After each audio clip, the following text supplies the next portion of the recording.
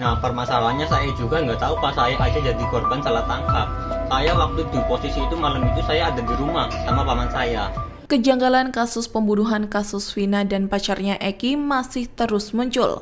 Salah satu dari 11 pelaku bernama Saka Tatal bebas sejak 2020 lalu. Saka Tatal mengaku adalah korban salah tangkap. Dikutip dari tribunnews.com, kakak dari Saka, Jaka, juga meyakini adiknya tak bersalah dalam kasus tersebut.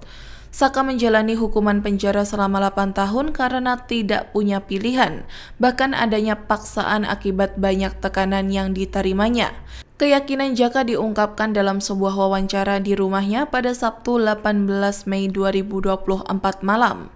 Ia menyampaikan bahwa dirinya sangat mengutuk keras kejadian tersebut. Jaka mengaku jika dirinya selalu menemani Saka sejak awal penangkapan hingga proses hukum berakhir. Jaka juga yakin bahwa Saka bukan pelaku sebenarnya dan bahwa pengakuan Saka hanya terjadi karena tekanan dan penyiksaan. Di sisi lain, Jaka menegaskan ia tidak akan membela adiknya jika memang bersalah. Saka juga mengaku sebelum ditangkap ia disuruh pamannya untuk beli bensin. Download Tribun X sekarang, menghadirkan lokal menjadi Indonesia.